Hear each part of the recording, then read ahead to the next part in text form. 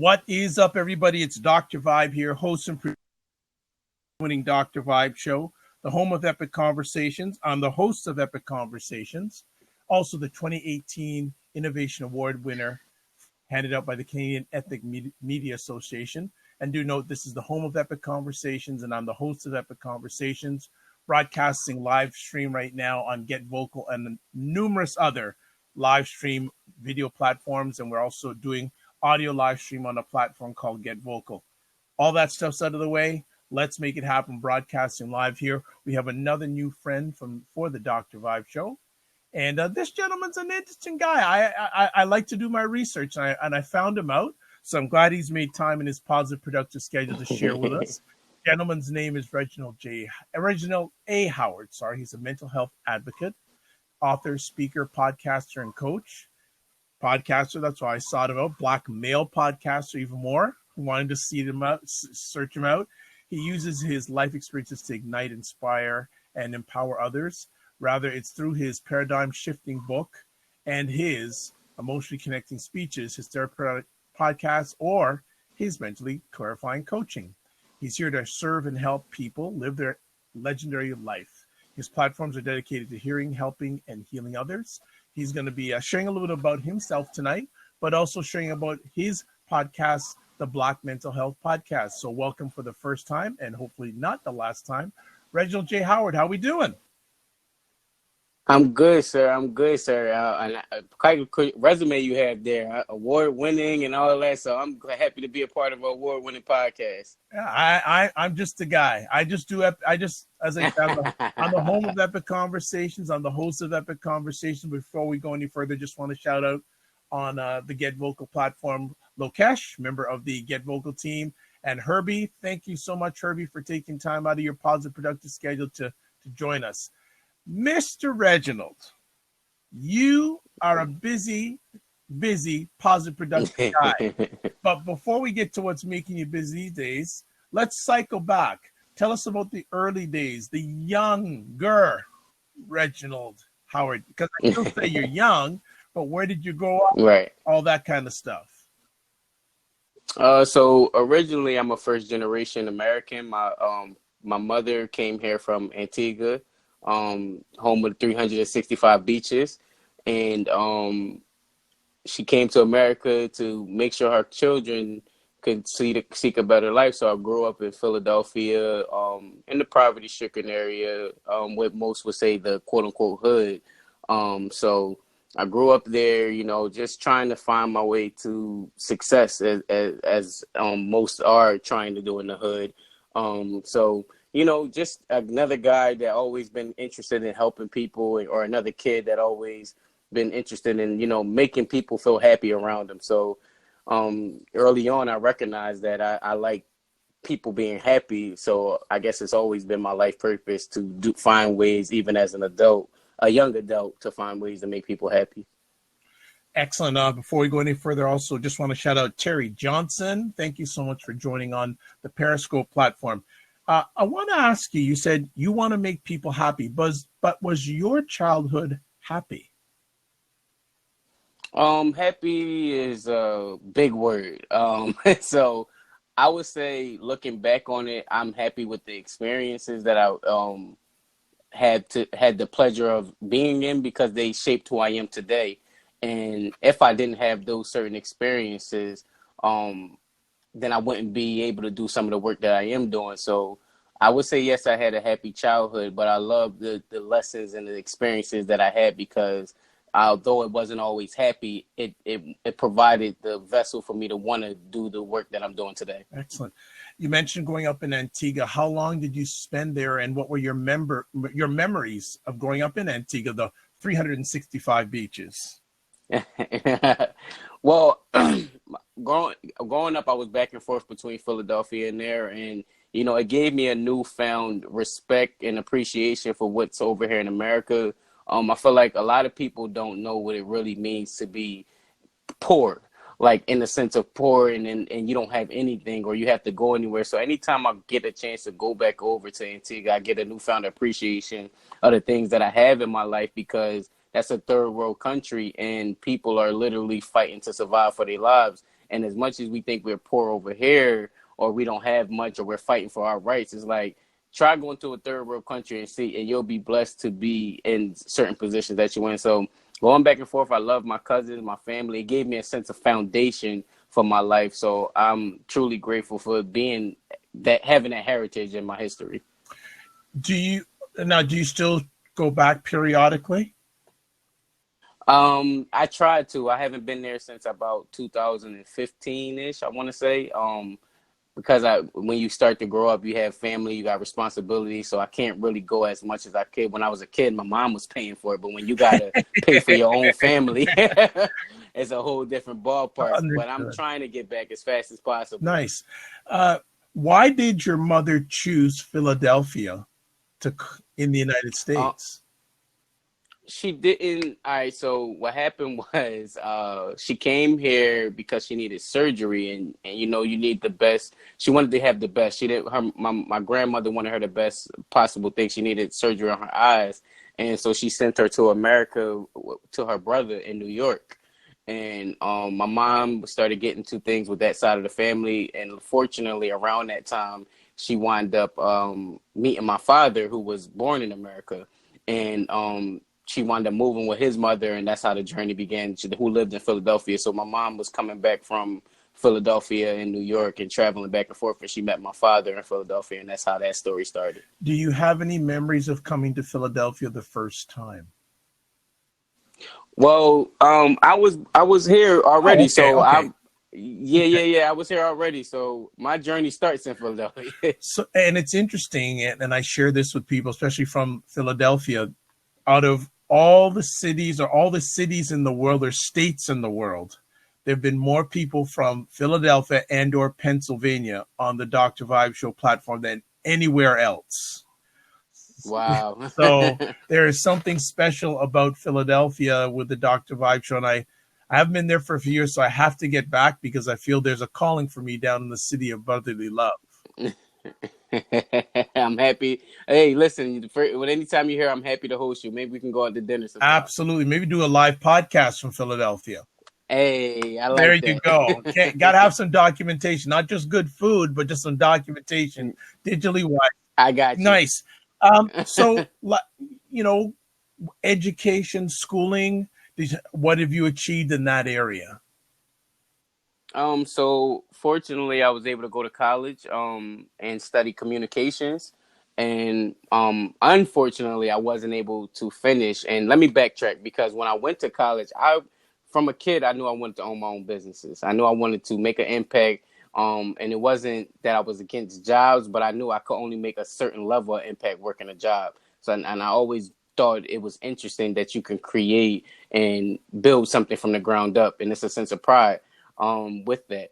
So I knew I wanted to own my own business. So I went to college with the intentions of starting my own business.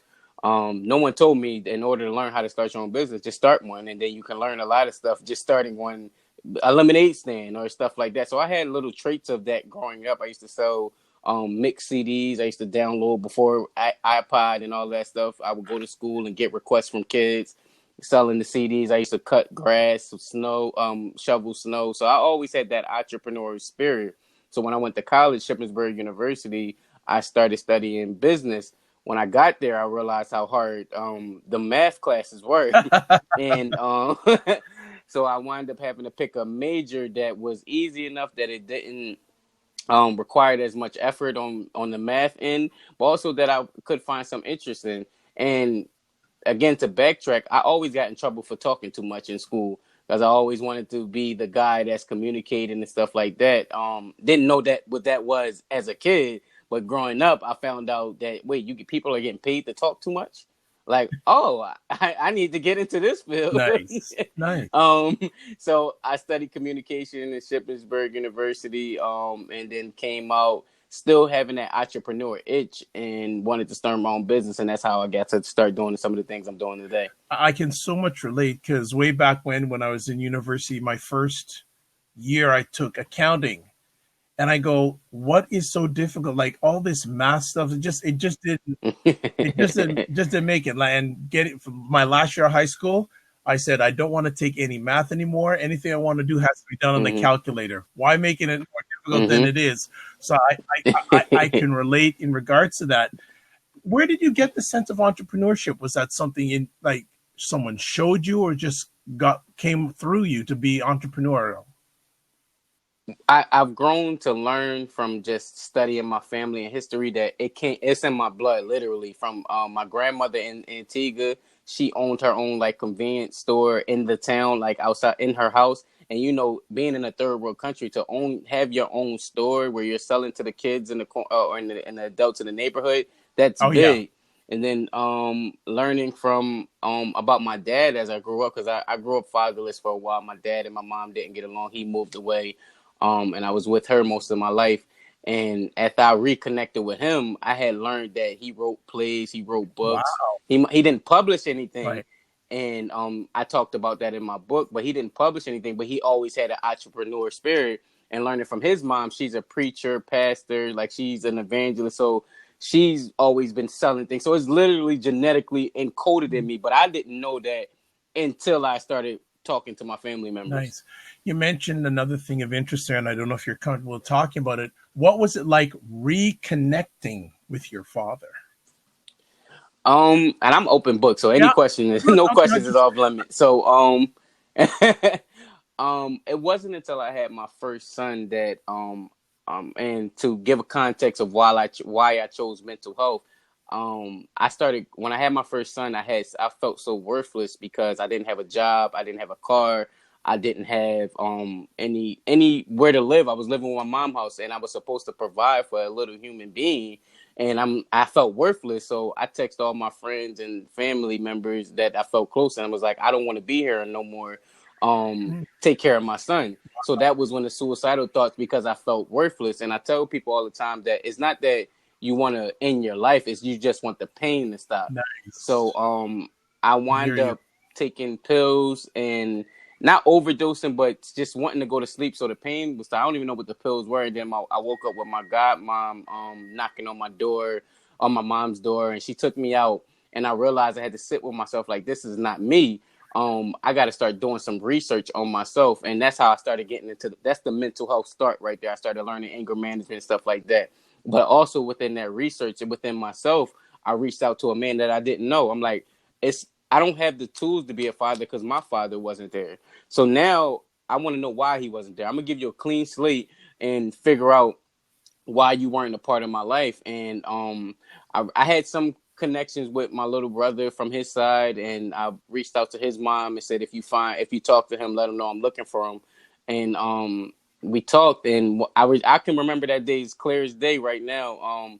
I just remember I was at my part-time job. I was sitting in the parking lot. Excuse me.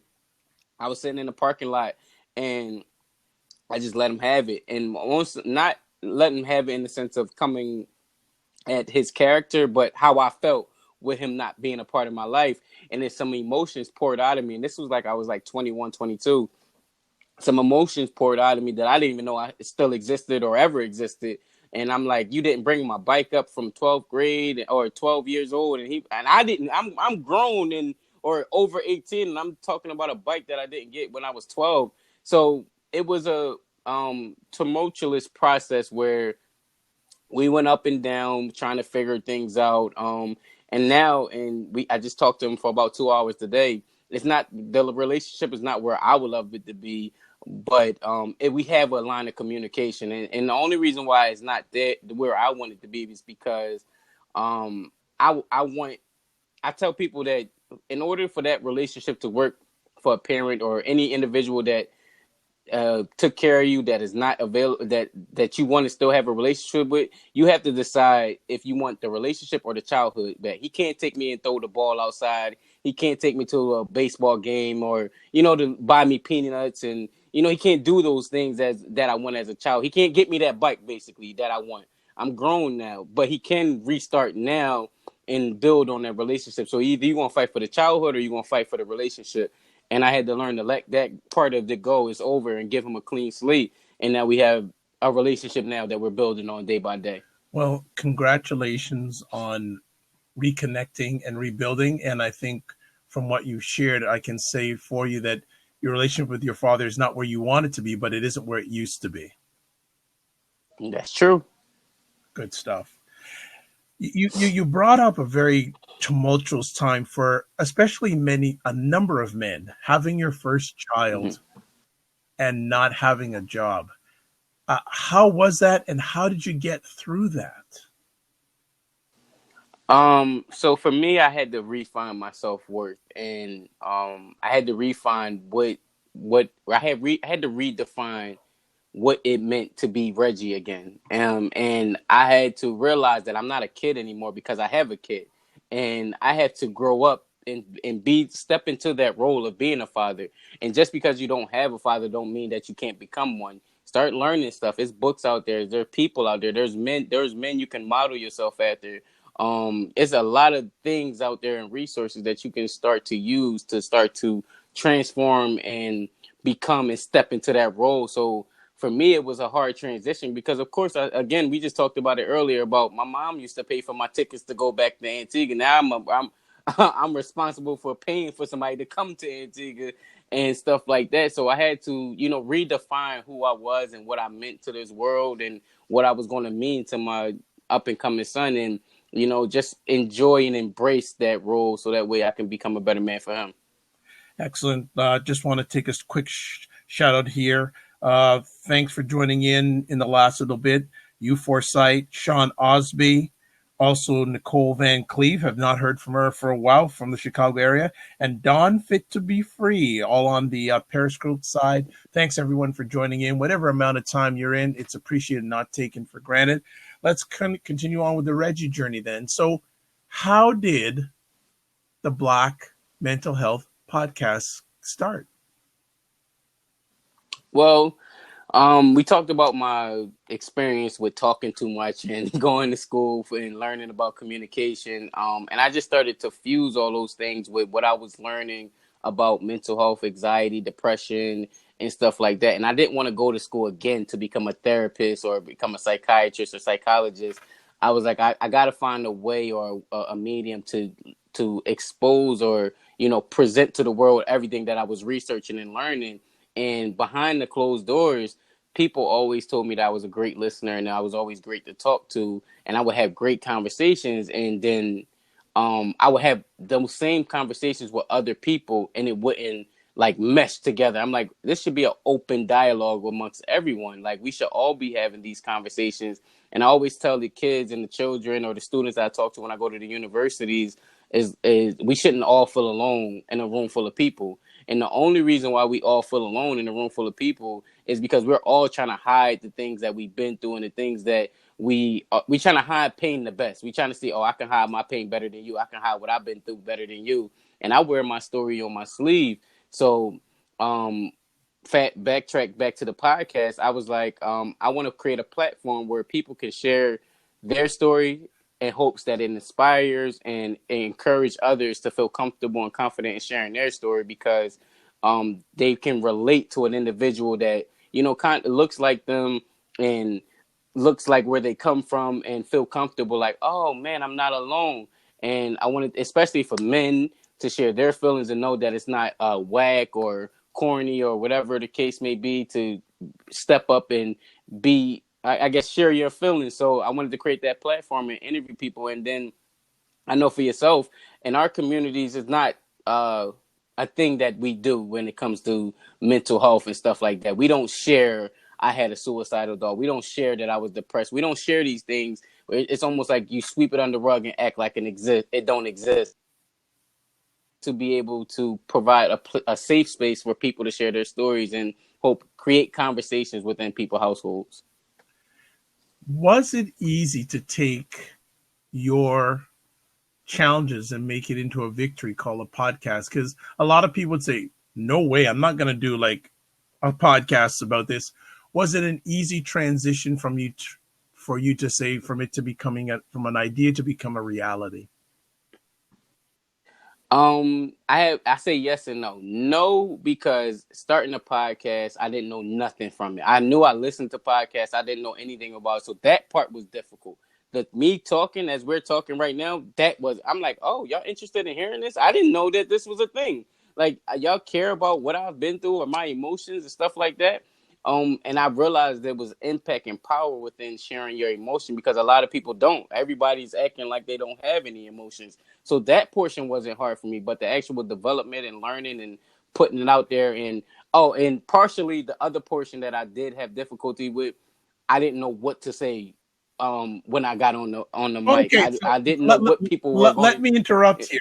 You are Good. the great conversationalist. You're saying you had difficulty just what to say.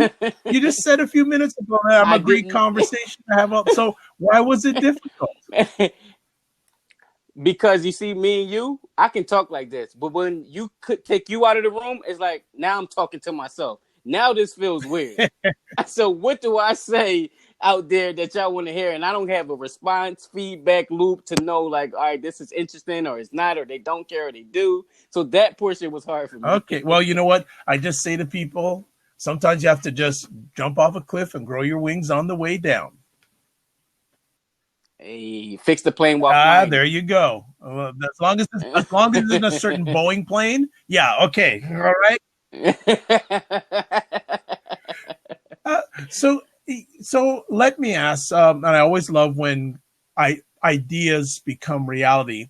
How long was it from the time you thought about doing this podcast till you did your first episode? All right, so that's a two-part answer too, because before that podcast, I had a relationship podcast with my Okay, fiance. So we had about 20 episodes where we were just talking about, because we were 24, 25, and we were trying to figure out love. It was called How Do You Love? And we're going to bring it back, but it was called How Do You Love? And we were trying to figure out this thing called love at a young age, because we knew we wanted to build a foundation for our family and the things that we were building, but we didn't know where to start, where to go. So we were just presenting the questions, the problems, and the stuff that we were going through on a platform. So before that, I had to learn about podcasting. So I would say about, if you're including the How Do You Love time, it took me about a year and a half to get it up and running. okay, excellent. Congrats. Do you remember your first episode? Yes, I was sitting at my kitchen table and I felt so nervous. You know, there's so much I can relate to with you because I remember doing my first conversation at my dining room table, and so I Mm-hmm. can relate. And I wasn't nervous, so I was busted. I wanted to get it done, but is the first episode still Mm-hmm. up? Good. Yes, I renamed it 000, and it gives me it lets me feel good because I seen where I came from. Before it was like I was worried about so much. How am I sitting? And should I be like this? And have a paper and let's talk. So it's just so many things. And now I'm just like, I'm just having a regular That's conversation. it. That's it. You're having conversations online about a very challenging arena. Just want actually before we go any further, want to shout out to Dr. Tachi, who's on the Get Vocal platform. Also, Don Fit to Be Free says she's saying most of us have been taught, especially my generation, to hide our quote dirty unquote laundry. So she understands where you're coming from. Mm-hmm.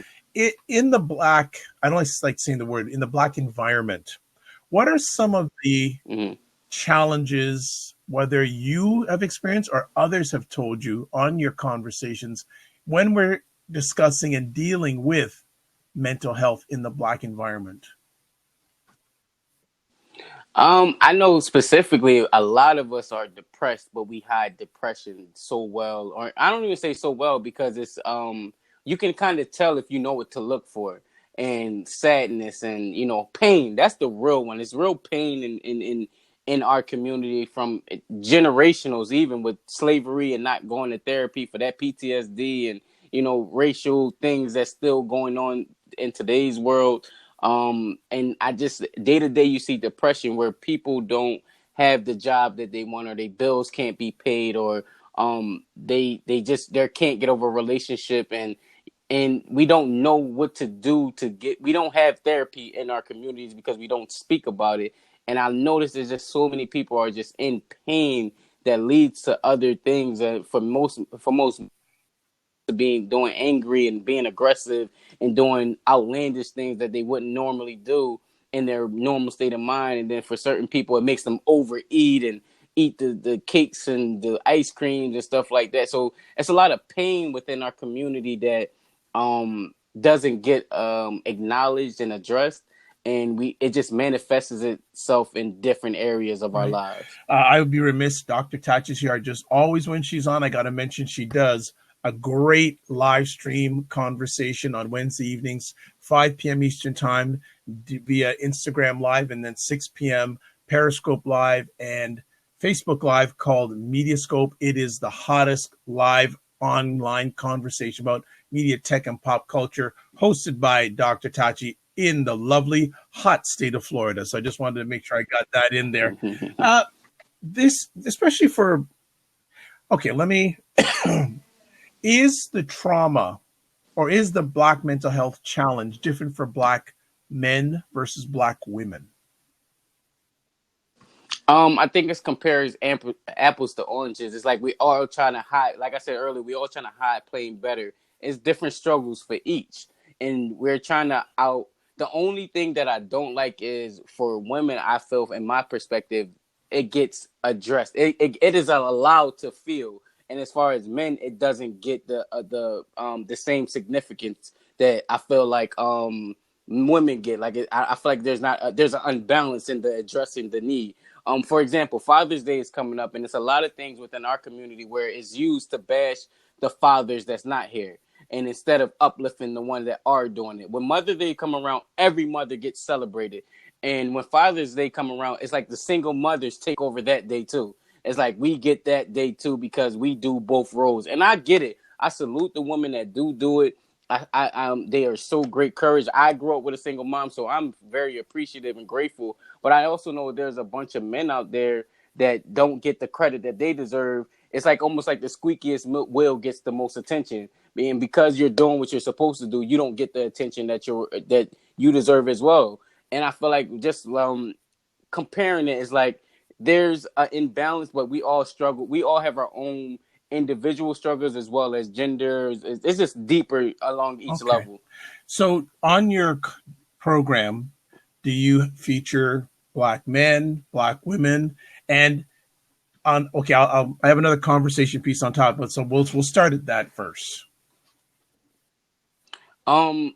Yes, to answer it simple, Soren, yes, and I try to involve individuals who's been a part of my life, and we had maybe differences, or I seen that they have a story that needs to be shared. For example, I had a gay there's a gay, I guess you can call him gay, a gay young man on there that he thought that I didn't like him because he was gay, and it was just those intricacies within the Black men where it's like, oh, you're gay, so I don't mess with you, or you it's just so many things about that people don't understand. And for a second I had to realize that people have certain struggles that I don't understand, and just because you don't understand it don't mean it makes it less validated. So I wanted to provide that platform as well. As like I'm a heterosexual male. I don't know what it's like to be a gay Black man, but I wanted to provide that platform to have a conversation between a gay Black man and a heterosexual male, where it's not a divide, but it's like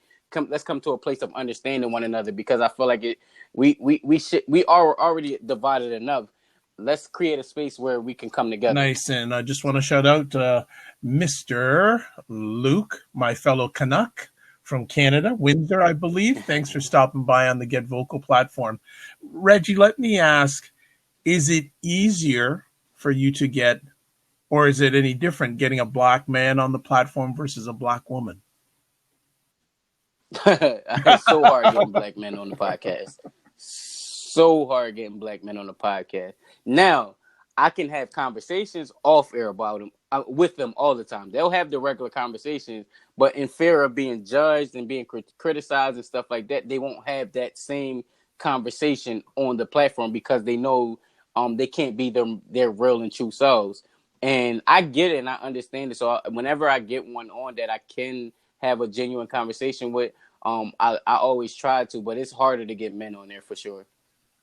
Then I want to focus on the Black man just a bit and the mental health. How deep is the mental health challenge with many Black men out there? It sounds like a really, really deep thing. I think it's very very ingrained in culture because mind you, we talk there's layers to everything. So men themselves don't have the safe space they feel like to be vulnerable, and then when you add the black version or the black tell a part of that, you being a man, then it's a whole nother experience. Even going from like I said, back to slavery, because I really do study this stuff, generation stuff, and where you had to see your woman get raped and your child get separated, and you get separated from your family, you get demasculated, but can't do nothing about it, and then you grow, and then it's just so many generational layers that's on top of all of that stuff, and it goes so deep up to the point of why would you sell drugs in your community? Well, if you feel like you can't find a job and you want to provide for your family, or if you've been to jail and you can't do stuff, it'll make it look bad. And then you selling drugs to someone that you love, like your mother or your auntie, and then it's just a whole mental wheel, a circus that no one ever took the time to try to dissect and understand and really try to figure out a solution. I don't think jail is a solution. I think like people need mental institutions more than jail. Okay. Interesting. An associate of mine recently said that she said to me that she feels that every black person should have a therapist. What is your response to that? I 100% agree. I 100% agree. Just to get the tools to be able to do things on your own should be a basic requirement. Because I think, and I was just having a conversation with somebody about this the other day. In school, from childhood, we prioritize gym. You have to have a gym teacher. Your physical health is so important. You have to eat right. You have to do all of these things to protect your physical health. But what about your mind? Your mind, if the mind is not right, if your brain is not right, everything else falls apart. So why not have a mental health teacher in every school, just like you have a physical educational teacher in every school? Because it's just as significant.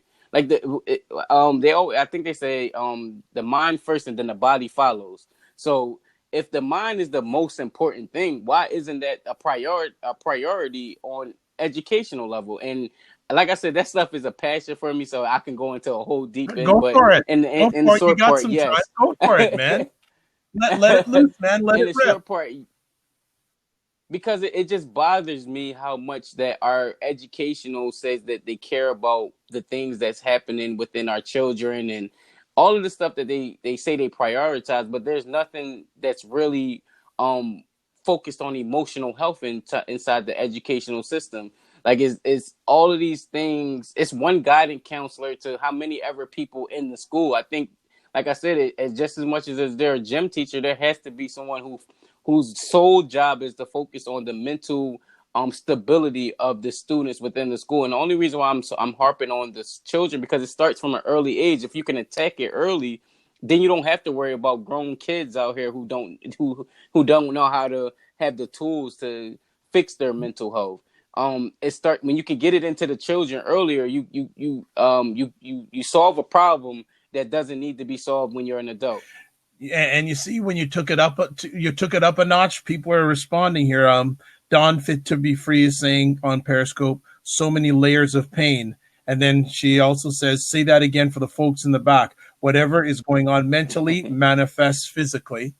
And she's also shared this out to our Periscope family. Also, Lucas saying on the Get Vocal platform, yeah, it should be taught in school. Too many men can't deal with this stuff. Fully agree. As I say, if your life's a mess, most of the time because your mind's a mess. That's true. So this is powerful.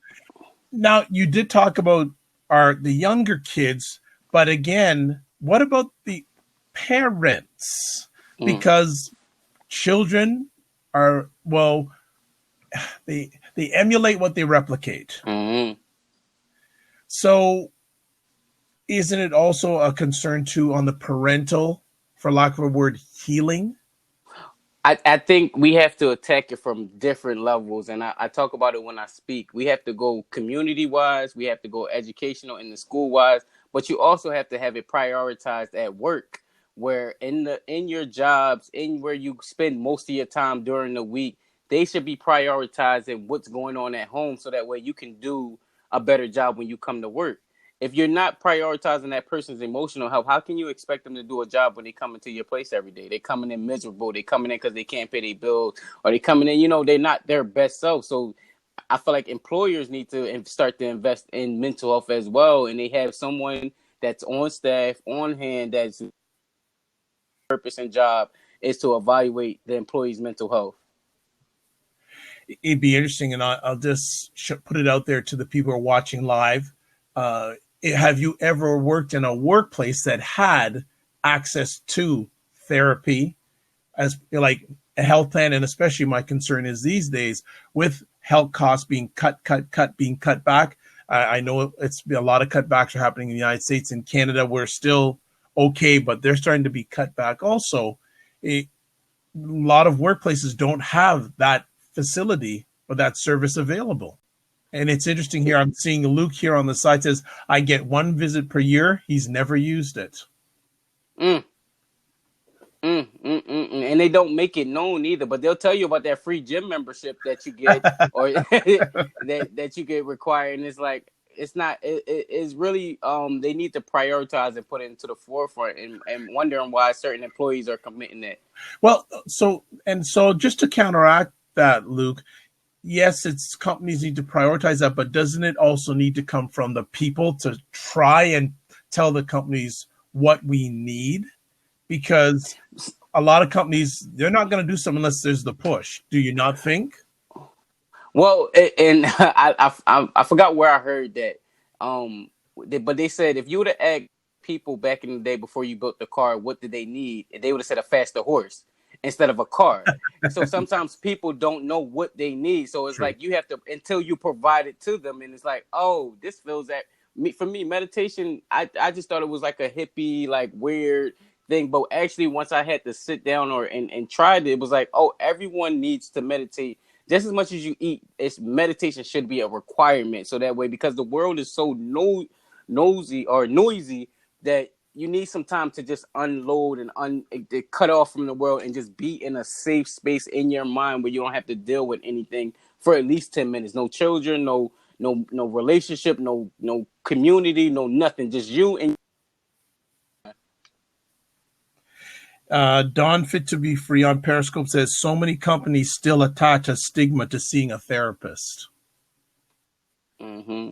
And that's the thing too. It's some of them things where it's a two-hand, because if they do start to do it, they'll look into your file and may not hire you because they feel like you may be mentally ill. And it's a double-edged sword where it's like, that's how you know people need to be re-educated about the importance of it. It's like saying, all right, I'm not going to hire you because you're overweight, or I'm not going to that's the same thing physically as far as it mentally. Are you carrying baggage in your head? So I'm not going to hire you.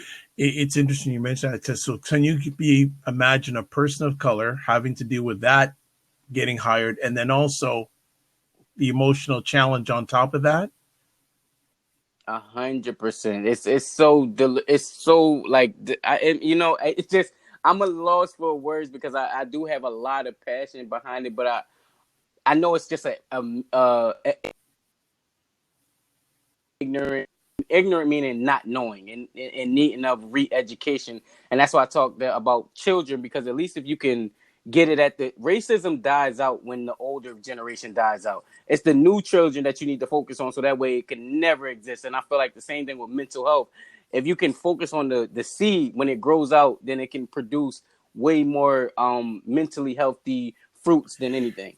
So when you do your podcasts, and also because I know you do another number of engagements, public engagements, talking about this subject, what reaction are you getting? And are the audiences all Black?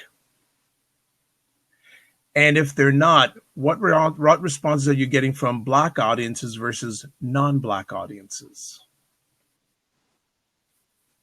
So I always say I'm twofold. I was trying to answer both at the same time. So I started off with the Black Mental Health podcast because that's the only experience that I knew. I know I wanted to talk about mental health. I know I wanted to talk about mental health in my community, but as I'm growing, I'm realizing it's a global, if not like universal problem. So now it's like, all right, now Reg, you got to represent for the people within your community as well as it's still a tech, a global issue. So when I talk to the African American experiences, it's that finally, like it's like a relief off their shoulder. It's like, whew, like somebody is talking about what's going on inside, but no one is speaking about it. So it's like a sense of relief when I talk within the African American community.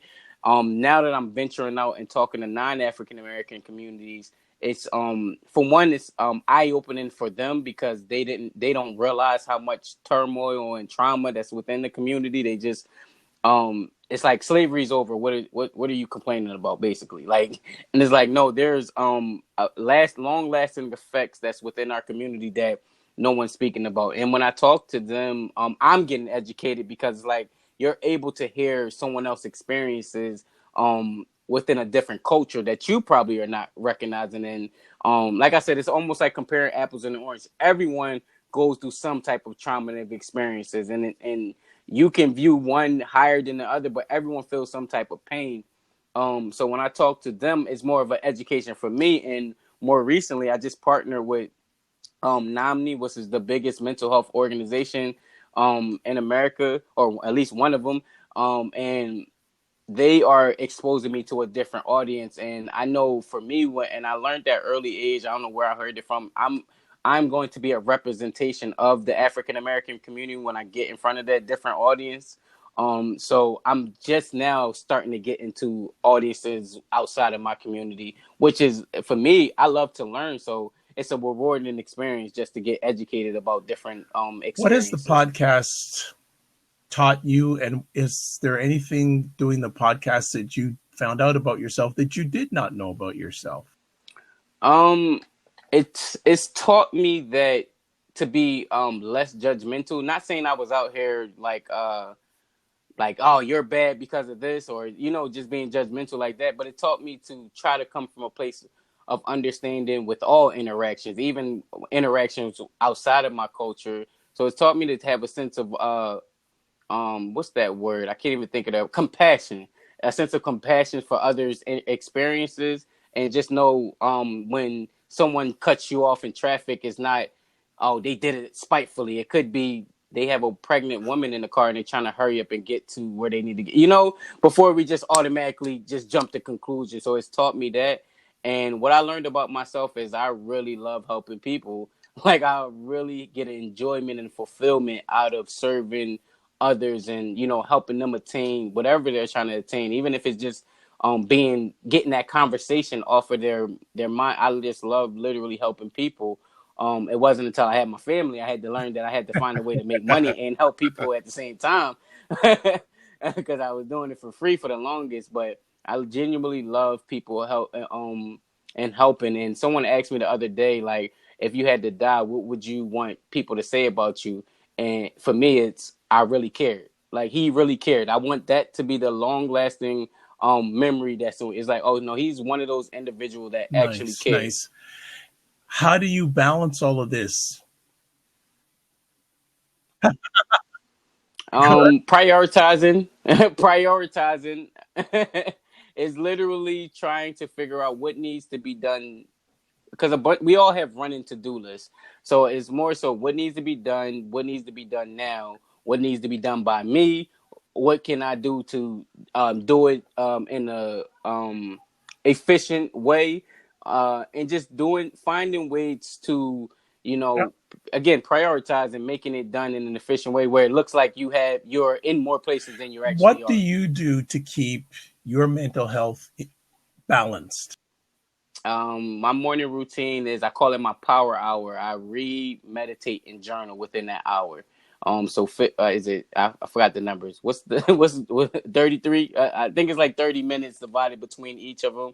And I just read, meditate, and I read to find something new. I heard that Warren Buffett reads like 6 hours a day before he gets his day started. So I'm trying to work up to being more efficient in that manner as well, because he looks at it almost like sharpening the blade of your sword, and then before you hitting the tree, instead of just going and hitting the tree a bunch of times, it's like, no, let me sharpen it up. So when I go in out there and hit, and I want to be efficient, I'll hit it and knock it down easier. So I try to read as much as I can. Journaling helps me work through and organize my thought, and literally anything that's on my mind, I get to pour out, and then once I pour it out, it's in some place where I can look back and analyze and reflect on it. I usually read my journals at the end of the year, and then meditation is such a key thing, and I try as much as I can to get it in every day possible because it's so beneficial. Like, it helps me keep in organization when I So can meditate. this is where you're at now. So over the last, how much and what has changed with you in the last 3 years? In the last 3 years, honestly, I feel like it's an accelerated growth. Alignment. That's the word I used the other day. I feel like I'm finally walking in my purpose. I'm finally walking in my purpose and what I'm supposed to be doing in this world. So I feel like I'm in alignment with God or whoever the energy, the universe wants me to be. So in the past 3 years, last year was everything that we talked about that I have accomplished. My podcast, my book, speaking, even being a coach, that's within the last 8 months. So every years before that, or all the years before that, my Oh, son is wow. 7 now. He was born in 2012, so he was the spark of what I wanted to do, and it was like, all right, I need to get alignment. And last year was the first time I felt like, oh, I figured it out, what I'm supposed to be doing, and now I need to walk within it. So, in the last 3 years, I feel like it's been alignment, aligning myself with Nice. what I'm supposed to do. What's the future of the podcast? What's the next vision? I want to hopefully I want to go on tour, and doing live podcasts with certain communities to open up conversations. So I'll bring an individual on within a city or something like that, and provide an event basically for the community to come and have a place for sharing stories and feeling vulnerable and meeting other people who make it comfortable. Because as much as I talk about putting your feelings out there and being the one to expose how you're feeling inside, you can't do that with everybody. You can't do it with certain individuals. Certain individuals will turn you down. So I want to create basically like a family. Like, some people don't have family members that they can come to and share their inner thoughts and emotions. So I want to eventually create a family of people where a family of a safe space of people where you can come and share your Nice. thoughts. Very, very nice. Um, as we start winding it down, I'd like you to give some messages since you're targeting it's called the Black Mental Health Podcast. Can you give me a message to our audience, specifically Black women, when it comes to mental health? What words would you like to share with them? Thank you for them. Honestly, that's to be honest. I feel like women are the backbone of the Black culture, the Black community, and they don't get enough credit. That more than they deserve, and I feel like they are the most unheard, unspoken ones. And for example, the reason why this is coming from that place is when I was in the hospital. I was Oh, in a car accident in December, and it was and somebody ran. I was short story. Somebody ran a red light. They T-boned into me. They had my leg was hanging. My bone came out of my leg. My hand was messed up. And around my bedside was nothing but women in my life. It was no men, no dad, no brothers, no nothing. It was my mom, my sister, my fiance, my godmother, and it was just women surrounding my bedside. And I feel like they do that all the time, where they are the backbone for the community, and they're just so unheard and taken advantage of. So if I had a message for them, I would just say thank you, and that there are men out there who appreciate you and who recognize the strength that they get up with every day, being single mothers and single women and stuff like that. So thank you to them. And that would be the only message that okay. comes to So now we're mind going off to the flip it bat. over to the Black men.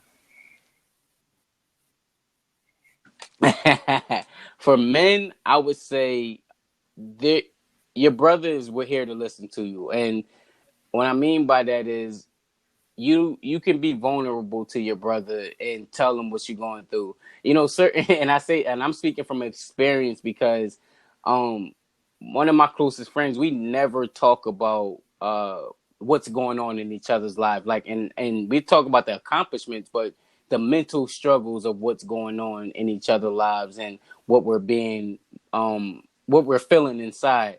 And I've learned over the years with that, especially when it comes to men, when I'm checking on them, not to check on what they are doing, but check on them. Like, no, how's you? Like, how are you doing? Like, how are you feeling? To really, because sometimes all it takes is a person to actually ask and really be concerned. I feel like a lot of the times we just go through our day to days without actually being concerned about what individuals are going through. So I just feel like for my brothers, I want to I want to let them know that it's okay to talk to your brother. And if you want to find out which brother you need to be talking to, you be that brother that people feel comfortable talking to. And then your message to the Black environment, Black people in general, when it comes to mental health. Um, when I talk to people in general, I say don't let your environment eat you.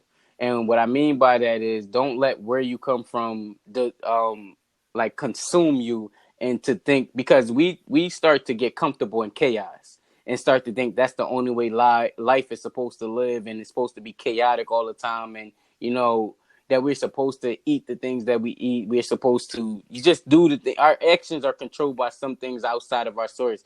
We have to gain control and know that because we come from a certain environment, that we don't have to be consumed by the things that's going on, and you can be encouraged to step outside the norm and actually create a new life and a new version for yourself.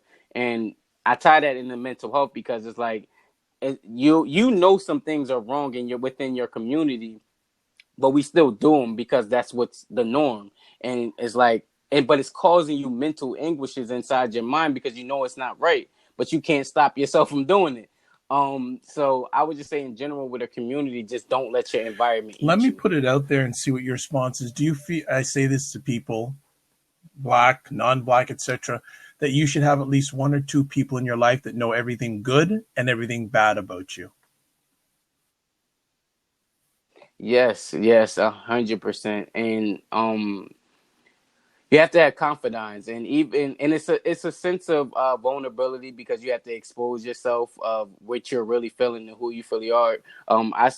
I say that all the time where people look at me and my fiance, we're close because she knows a lot about me, more than the average person. And before we're in a relationship, we're friends. Like we have a friendship where it's like she knows the real me, and then even she's been with me from my mental transitions of me being not so healthy and up to healthiness.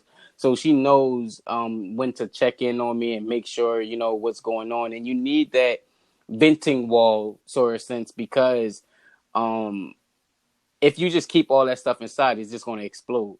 So if you get it out to a person, get it out in a journal, get it out in the exercise, just get it outside of you, be so that way you're not just withholding all of that emotional Yeah. baggage in the inside. Lucas Singh, as a wise man once say, do the right thing. Oh, do the right. Mm-hmm. Very, very, very, very true. As I say to people, you didn't come into the world by yourself, so why are you trying to do it all by yourself, right?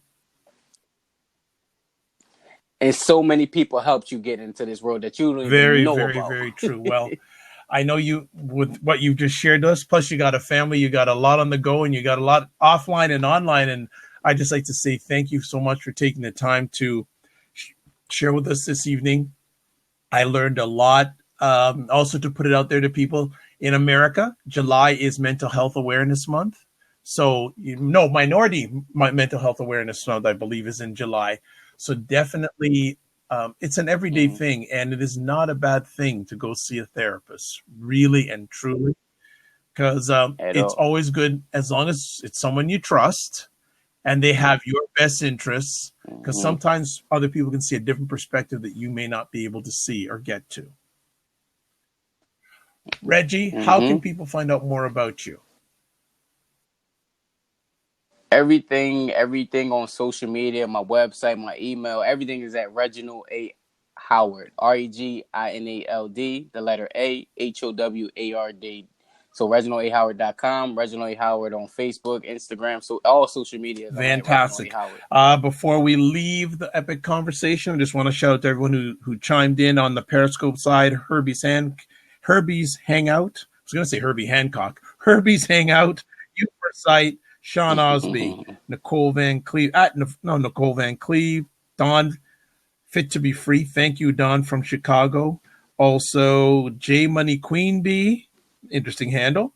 And Med Prodigy 1978. Thank you so much for jumping in on the Periscope side. On the Get Vocal side, Lakesh, Luke, my fellow Canuck, Dr. Tachi, remember, catch her on Wednesday evenings on Periscope, and Big Brad. Brad, as always, thanks for chiming in. I am Dr. Vibe. I'm the host and producer of the award-winning Dr. Vibe show, the home of Epic Conversations. I'm the host of Epic Conversations. If you want to find out more about me, best place to go to is my website, the drvibeshow.com. As always, I like to sign off with these things. Live your life as a dream. If you can dream it, you can make it. Sometimes you have to get smaller to get stronger. Block assumptions. And then also say this: aim bigger, aim better, aim higher, aim wider. And it's interesting that we're having this conversation with Reggie, because over the last few weeks or so, I've doing some realignment thought-wise, or just seeing where my life is. And I try to do these things as much as possible, so I want to make sure I get them right. I try to accept people where they're at. Also, I just got to lead with love, fairness and respect, and shift culture. So I'm going to achieve those things, or in the process of achieving those things. So I think that goes well in alignment with what we've discussed here during this epic conversation, because we need to shift the culture in regards to the thoughts when it goes to mental health. So remember, there's a lot of people out there that are screaming and nothing's coming out. You may be one of them. So let it out, whether it's a journal or whether it's to a friend or a medical professional. Let's make it happen. God bless, peace, do well, keep the faith, and thanks everybody for watching live on the replay. Be well.